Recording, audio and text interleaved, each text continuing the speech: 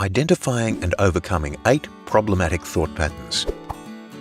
Our patterns of thought and the way we evaluate things can really impact our actions and attitudes, both in good ways and bad.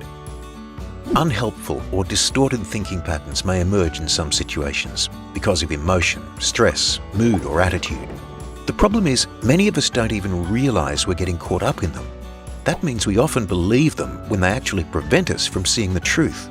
As an ABO, being able to resist these patterns of thought means you'll stay focused on the things that matter, handle challenges better, and achieve greater business success.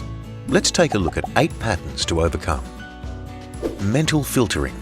This is when you hone in on the negatives of a situation and happen to ignore everything else.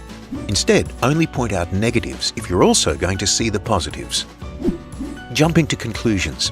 Avoid judging a situation or person before having all the facts.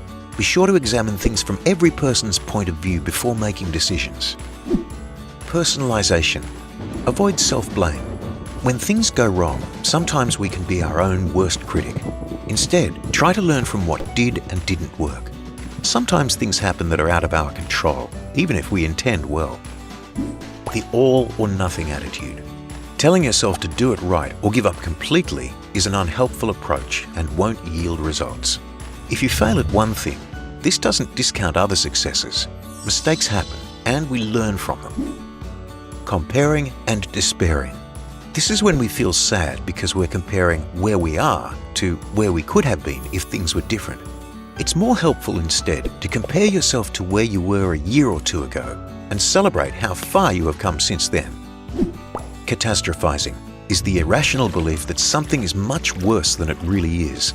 Rather than blowing a situation out of proportion or panicking, try to see it within context. You'll realize things are not as bad as they may seem once you take a step back. Should and musting. Do you keep telling yourself what you should have done or what you must do? This can set unrealistic expectations, like feeling you've never done enough. Instead, keep track of what you have done and make a schedule for yourself that is realistic. Finally, labeling. This is when you assign labels to yourself and others. Labels are usually negative and inaccurate, such as "I'm lazy" or "he's useless." Instead, recognize when you're putting people in boxes through assumptions. Instead, perhaps ask yourself, am I being unfair? It's clear that these thought patterns can make bad situations worse.